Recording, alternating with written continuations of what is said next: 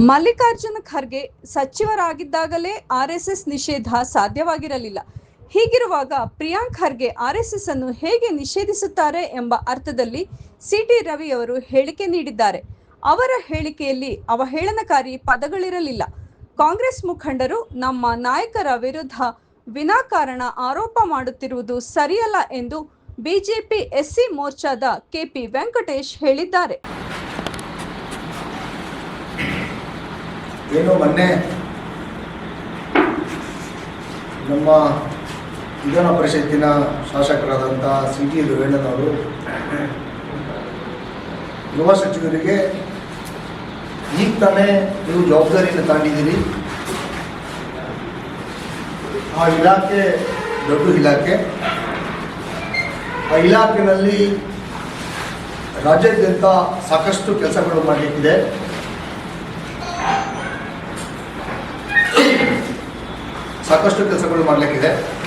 ನೀವಿನ್ನು ಆ ಇಲಾಖೆಯಲ್ಲಿ ಅಧ್ಯಯನ ಮಾಡುವಂಥದ್ದು ತುಂಬಾ ಇದೆ. ಯಾಕಪ್ಪ ಅಂತಂದರೆ ಈ ರಾಜ್ಯದಲ್ಲಿ ಗಾಂಜಾ, ಮಟ್ಕಾ ಮತ್ತು ಹಳ್ಳಿಗಳಲ್ಲಿ ಡೂಪ್ಲಿಕೇಟ್ ಎಣ್ಣೆ, ಕೆಲವು ಬೇರೆ ಥರದ ಚಟುವಟಿಕೆಗಳು ಸಾಕಷ್ಟು ನಡೀತದೆ. ಅದ್ರ ಬಗ್ಗೆ ಸಂಪೂರ್ಣ ವರದಿಯನ್ನು ತಗೊಂಡು ಅಂತ ಕಡುವಣ ಹಾಕುವಂಥ ಕೆಲಸವನ್ನು ಮಾಡಬೇಕು. ನೀವು ಈ ಥರದ ಕೆಲಸದ ಬಗ್ಗೆ ನೀವು ಹೆಚ್ಚಾಗಿ ಗಮನ ಕೊಡಬೇಕು. RSS ಬಗ್ಗೆ ನೀವು ಮಾತಾಡ್ತೀರಿ, ಇದು ಸರಿಯಲ್ಲ. ನಿಮ್ಮ ತಂದೆಯವರು ಕೂಡ ಈ ರಾಜ್ಯದ ಗೃಹ ಸಚಿವರಾಗಿದ್ದರು.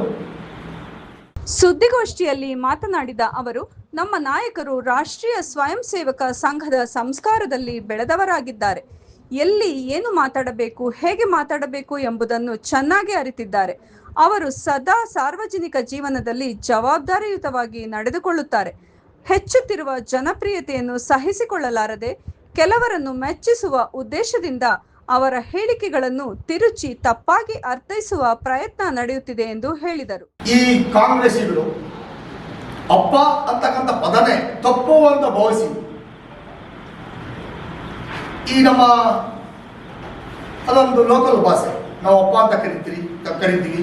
ಕೆಲವರು ತಂದೆ ಅಂತಾರೆ, ಕೆಲವರು ಡ್ಯಾಡಿ ಅಂತಾರೆ, ಕೆಲವರು ಪಪ್ಪ ಅಂತಾರೆ.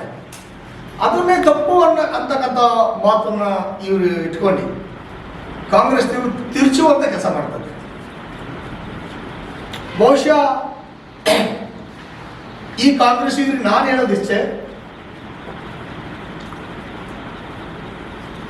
ಬಹುಶಃ ಈ ರಾಜ್ಯದಲ್ಲಿ ನೀವು ಅಧಿಕಾರಕ್ಕೆ ಬಂದ್ರಿ. ಅಧಿಕಾರಕ್ಕೆ ಬಂದಂಥ ಸಂದರ್ಭದಲ್ಲಿ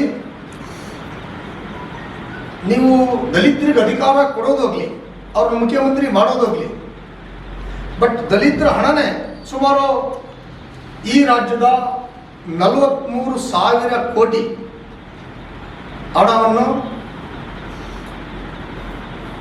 ನೀವು ಸಮಾಜ ಕಲ್ಯಾಣ ಇಲಾಖೆಯಿಂದ ತೆಗೆದು ಅದನ್ನ ಬೇರೆದಕ್ಕೆ ಬಳಸಿದ್ರಿ. ಬಹುಶಃ ಈ ರಾಜ್ಯದ ದಲಿತರ ಬಗ್ಗೆ ಕಾಳಜಿ ಇದ್ದಿದ್ರೆ ಆ 43,000 ಕೋಟಿನಲ್ಲಿ ಚರಂಡಿ, ರಸ್ತೆ, ಲೈಟು, ಹಾಸ್ಟೆಲ್ ಮತ್ತು ಕಾಲಕ್ಷೇಪ್ ಮತ್ತು ಬೋರ್ವೆಲ್, ಸಂಘ ಸಂಸ್ಥೆಗೆ ಸಬ್ಸಿಡಿ ಮತ್ತು ನೇರ ಸಾಲ, ಇದಕ್ಕೆಲ್ಲ ಆ ಹಣ ಉಪಯೋಗ ಆಗಬೇಕಿತ್ತು. ರಾಜ್ಯದ ಎಲ್ಲ ದಲಿತರ ಮೇಲೆ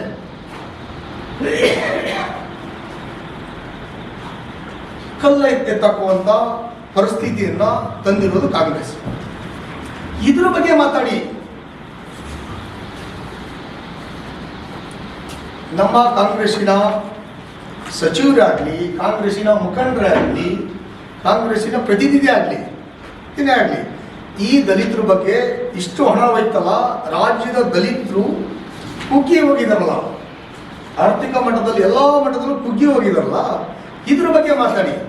ನೀವು ಏನೋ ಮಾತಾಡ್ತಾರೆ, ಅದು ಆ ಮಾತಿಗೆ ಒಂದು ಬಣ್ಣ ಕಟ್ಟಿ ಬೇರೆ ಏನೋ ತಿರ್ಚುವಂಥ ಕೆಲಸವನ್ನ ದಯಮಾಡಿ ಮಾಡಬೇಡಿ ಅಂತಕ್ಕಂಥ ಮಾತನ್ನ ನಾನು ಈ ಸಂದರ್ಭದಲ್ಲಿ ಹೇಳಿ ಇಚ್ಛೆಪಡ್ತಾರೆ.